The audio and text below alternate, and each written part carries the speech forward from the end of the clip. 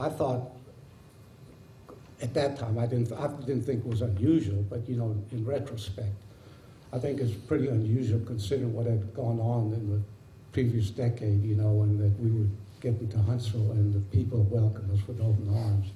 Now there's one story in Huntsville that kind of borders on maybe a little bit of discrimination, and that was there was a traffic light on it's where the shoe factory was, and what it was, that was the only light that where the people went to the arsenal on, and the ones going east or north and south going to the shoe factory was the other direction. And so the light was set at the shoe factory for maybe a couple of minutes going to the shoe factory and maybe a half a minute going to the arsenal.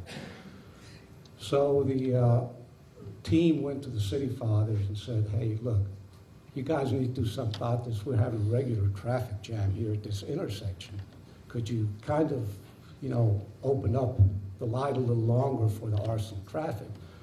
And the response came back. He says, well, there's nothing going east and west, which was the direction to the arsenal, except damn Yankees and damn Germans. So so they couldn't see why they need to change the light at all. Well, why don't we let Falco say something? Okay. Unless you're done. Are you done? So the two engineers. Oh, we get to do one more thing after Sure. Falco because this is after Fort Bliss. Okay. Okay, All right.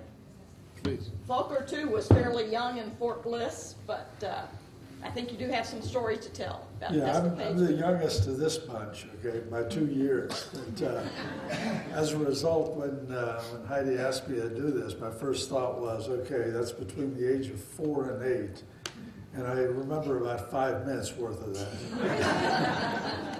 But fortunately, I have a number of brothers who put some things together, and I had an opportunity to talk to one of them as well. And basically, that was to corroborate some of the things that I thought I remembered. I think if I move, this thing doesn't move with me. At any rate, we arrived in New York in December, right in the middle of December of 1946. And the same thing, we didn't go through Ellis Island or any of that. We went straight over to the train depot and got on a train. And they put us in cars that were connected to a dining car. And we stayed in those cars the whole 3.5 days going from New York all the way to El Paso. And it was good from the standpoint that the food was better than anything we'd ever had in our lives, in our short lives. And we were really into oranges at that time. And your mentioning of the oranges, man, that was one of the greatest things on that train ride. But, okay, so I'm starting at the time that we came to the States. The stuff before that is pretty much, pretty identical. We all went through the same things. I was, born in Pittman as well back in 1942. So we got to experience the wonders of the great air raid. And in our particular case, even though I don't have any remembrance of it myself, but my oldest brother put his remembrances together. And the thing that struck me was after the raid, we were in the storm cellar of the house, and the house had been destroyed. And the soldiers basically had to dig us out of the storm cellar. So I'm just very, very glad to be here.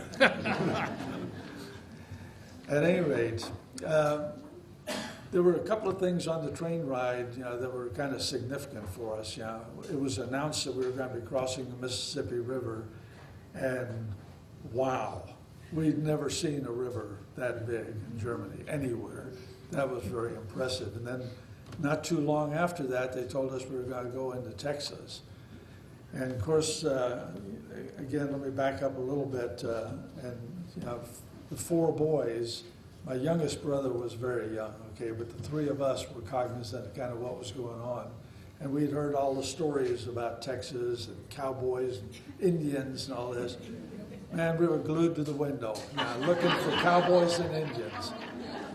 And you know what it's like between Dallas and the start of Texas? There aren't any cowboys. There aren't any Indians. There probably aren't any further than that, but it turned dark by the time we got to Dallas, and so we never got to see the desert until the next morning. We were sorely disappointed about that. So when we got to Fort Bliss, there were only about a half a dozen families there, and since we had a very large family with my aunt being part of the family and all, we didn't get one of those barracks that had 4 apartments. We got one whole barrack, Wow. which was pretty awesome. But you had to understand the way it was configured. You came into one end from the ramps that were talked about before, and they had a bunch of small rooms. They had a kitchen and a laundry and a couple of bathrooms and some bedrooms. And then you walked through another opening, and you were in a ward. And for me, it was like having a football field out in front of you. I mean, it was enormous. It was probably 40, 50 feet long and 30 feet across, and it was totally empty. Okay. And then on the far end was where they used to have people they kept in isolation, and we made that into a living room. So we had this huge area, and it turned out that that worked pretty well for us. But there were some things that struck me a lot when I was a child coming into this environment, because they really hadn't been taken care of very well toward the end of the war, and the medical people had all moved out. And one thing we found is that we had these things called cockroaches. And let me tell you, for a young child, I mean, I would not go to the bathroom at night. I'd lay there awake all night rather than have to go in and turn the light switch on because the floor moved when you did. So that was kind of exciting and new for us. The other thing, like was mentioned before, we knew about airplanes and what airplanes meant. If airplanes came, that was kind of a bad thing, especially when they're at altitude. And our parents had trained us well, and I think I was probably the biggest chicken. So I always heard the airplanes first, and I was always the first one in the storm cellar, after the big Peenemünde thing. But we experienced something a little different in Fort Bliss. It wasn't as bad, but it was certainly exciting. Depending on which way the wind was blowing, they had an airfield there, and they landed bombers. And the bombers would come across the barracks very, very low. My mother swears that one of them actually hit the top of our roof one time. I don't know about that, but I do know that my second brother, Dieter, would go out there with his bow and arrow and try to shoot airplanes. He doesn't believe he ever hit one, but he knows his arrows went higher than the planes were flying. So that was pretty impressive to us. The other thing that we'd never experienced before was sandstorms. And the first time we had a sandstorm, and especially in the barracks, even with a well-sealed house, you have sand inside the house. Well, in the barracks, you had a lot of sand in the house. And with that big ward, we were required to clean it up. And I do remember that we used to take my youngest brother, who wasn't walking yet, and we'd put him on a towel, and we'd run him around and gather up the sand with that and get it all out the door. So those were kind of things that were new to us and fairly exciting. But there are some things that happened that were a little bit humorous, but it kind of showed that children have to learn their new environment fairly well, or fairly quickly. And one of those was my oldest brother had a friend, Evie Ball, that he ran around with quite a bit, and they liked Coca-Cola. I mean, Cokes were really something special. They'd gotten a nickel, and they found a vending machine, but it was in the office areas, and they'd been told they weren't supposed to be in the office areas. And so they really, really wanted this Coke. So they snuck in there when they thought nobody was watching. They put their nickel in, they opened the door, and they got their Coke out, and they ran. Well, you know what they forgot to do? Forgot to open it. He said they took the longest damn time with sticks and rocks and everything, and they finally pried the edge of it open enough so that they could suck the Coke out, but they never got the lid off all the way. So that was, yeah, kind of a new awakening, yeah. The wonderful world of vending machines. Dieter, yeah, was kind of our wild child. He was the second brother. He was older than I. I was the middle child. In the long run, we had another, my parents had another child while we were in Fort Bliss. But Dieter had been told, and I think what happened is because our barracks were set up and they had the pathways in between, or the halls in between. It was enclosed, and we could go all the way down to where the men were working. And they didn't want us kids playing out in the hallway, so we were told you can't go out in the hallway. Well, Dieter had this bicycle, and all you had to do is tell him you can't go, and that means what? He's going. He couldn't go fast enough in the big ward that we had, so he went out in the hall, and he started going down, and there was swinging doors in those hallways halfway between the buildings. And he charged through those swinging doors, and he could really get up the speed on his tricycle, and he was having a great time. And on the way back, in front of him, the doors suddenly opened, and there were 2 MPs with rifles. Now, from the war, he'd been, told me, be careful of, soldiers and, the bad things that can happen. So he thought, this is it, they're going to kill me. So, and he couldn't speak any English. He didn't know what they were saying to him, and they were, I think, trying to, calm him down. And they reached in their pocket and they got some gum out. Well, it was something in a silver package was all he knew, and he thought they're trying to poison me. So he finally managed to get away from him, got home and told the story, and everything, obviously it was fine. The guys were really trying to help and be nice, but they managed to scare him to death. We kids, like you guys said, had a lot of fun while we were there. It was a new experience, it was a new environment, it was a lot of new things. Probably number one on the hit parade was the swimming pool. Everybody, all of the kids loved going to the swimming pool. I had learned a little bit of swimming in Europe, but not much, but I really learned well there. My older brothers, could swim real well. But the youngest at that time was 3 years old and absolutely, utterly fearless. I wouldn't go off the high board. No way would I go up there. I was doing good to get off the low board feet first. We had to put a life vest on him because he wasn't controlled, but he'd jump in the water and he couldn't swim at that time. Okay. Well, he decided he wanted to go off the high board. He managed to get up there before anybody could do anything about it. And he stood on the edge and said, "Whoa, cool," and just went. And he did a perfect flip and landed on his feet and came up just laughing and giggling. From then on, he would do it just time after time after time. So everybody enjoyed the swimming pool. The other things that we did that we really had a lot of fun with was going out in the desert, like you guys did. There was just so many new things in the desert, and I really got an appreciation, for it during that time. And I've spent a lot of time in the desert and various other things I've done. But we'd go out there and we'd hunt lizards. Before we had BB guns, we'd hunt lizards. We never caught any. Afterwards, we shot a few.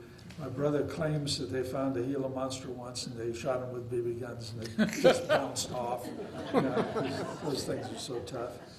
But we never saw a snake during that time, which was kind of surprising because there's a lot of desert out there and a fun place to be. And like they said, we ended up digging holes under the fence predominantly because to walk all the way to the gate and get permission to go out and go in the desert by ourselves, it just was more trouble than it was worth.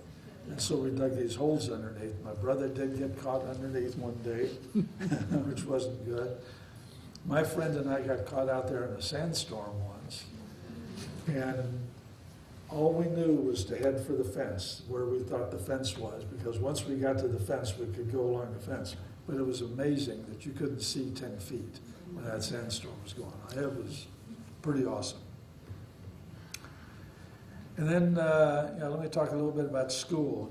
There already been some comments made about how school worked. You went to the high and low in each of the classes, and usually the students were kept back from where they had normally been because they couldn't speak any English. And they would have to do the math and the science and those type of things, but the English, grammar written and all that, they were excused from. And I think there was a collusion between the Army and our parents that in the summertime, we had all these young people with all this these raging energies to go do things, and they were trying to corral that a little bit, and so they set up the summer school in Fort Bliss itself. Do you remember that? Yeah. So they had to go to school during the summer, basically, but it was mainly focused on English. Right. And my brother Axel, he was always good with the names. He remembers that the teacher's name was Miss Outlaw. I understand. He said all she talked about all summer, besides teaching English, was she was getting married at the end of the summer, and she was finally going to be able to get rid of that damn name.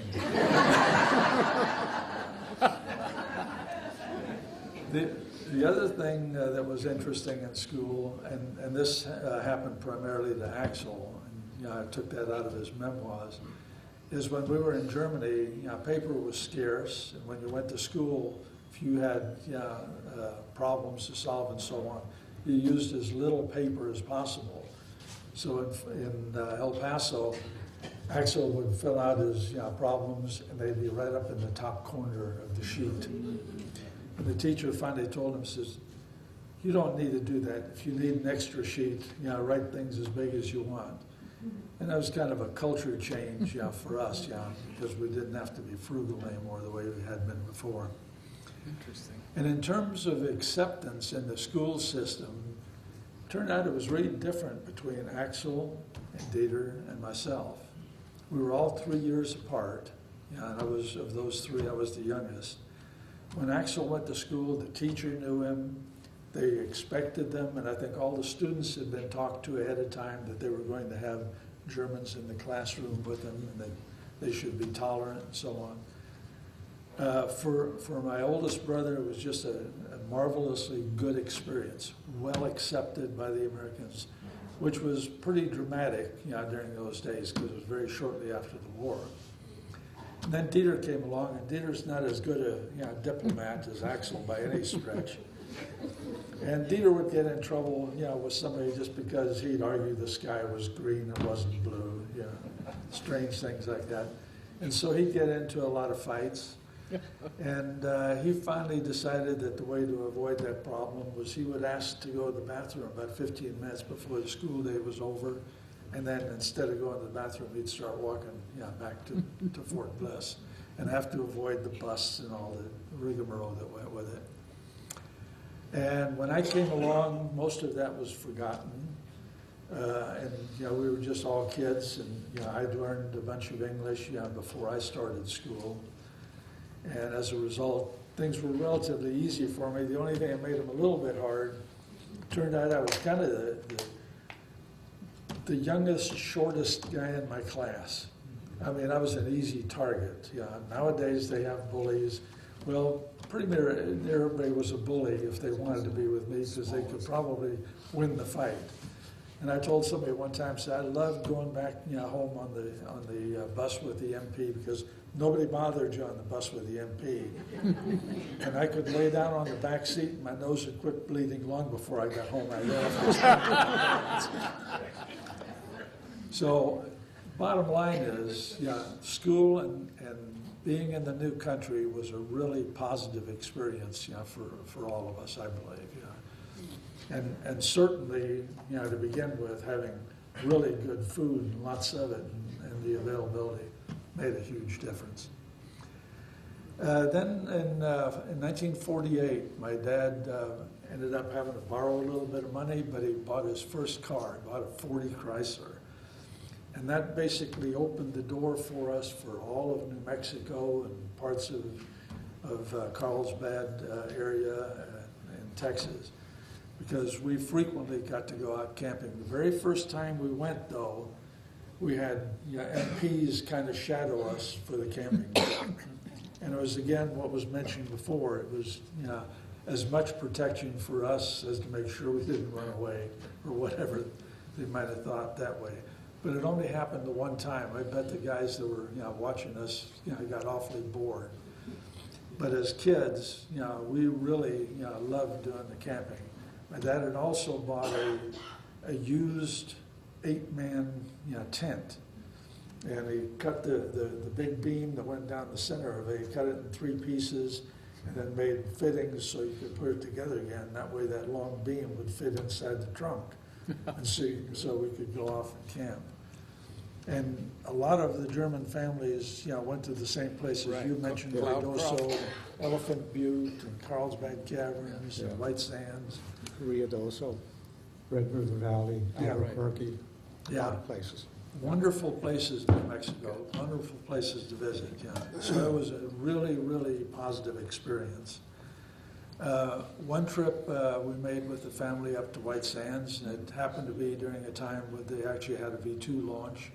That's, it was partial business trip, and then we were going to go camping afterwards. So being at White Sands was really fantastic. I mean, it was better than our Florida beaches because there was more white sand. And they had these white lizards, and I mean, really neat, nifty stuff. And I saw my very first launch that I was actually cognizant of.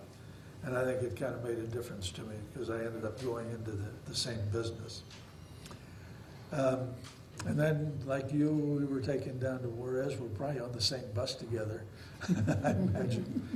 And what I remember much, we had to visit with some dignitary down in Juarez, and he was sitting there with his feet up on his drawer and having someone shine his shoes while he talked to us. I thought, I don't know what this is all about, but whatever works. And then in August we made the transition. Actually, my mother and Dieter and the 2 young children went on the train. And Axel and I and our dog Prince and my dad took the car and drove to Huntsville during that time. We actually ended up spending the night one night, and the way we did that with all the money we had is we 2 boys slept in the car with the dog, and my dad had a cot that he slept next to the car, next to the highway. So that turned out working out real well. And as I say, I didn't make my introduction before, but I'll finish with that.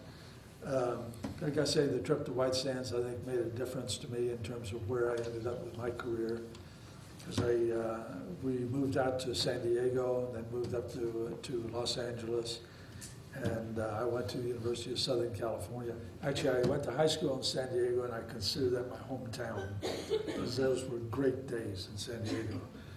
But I did go to the University of Southern California, and then I came to Huntsville again as a representative of my flight mechanics department in Huntington Beach, California, where I worked for Douglas.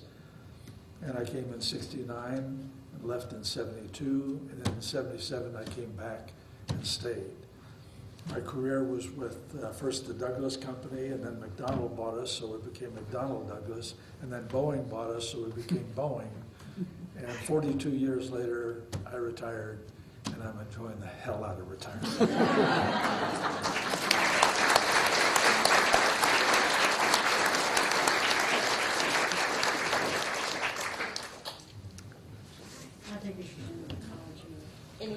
So the college story? Yeah, right, yeah. Yeah, we got a few more stories. Why don't you go ahead We have a and little set more. the stage, and I'll finish it up. How's that? Okay. Is that fair? Well, there's a couple of stories about, can you hear me? Yeah. There was a couple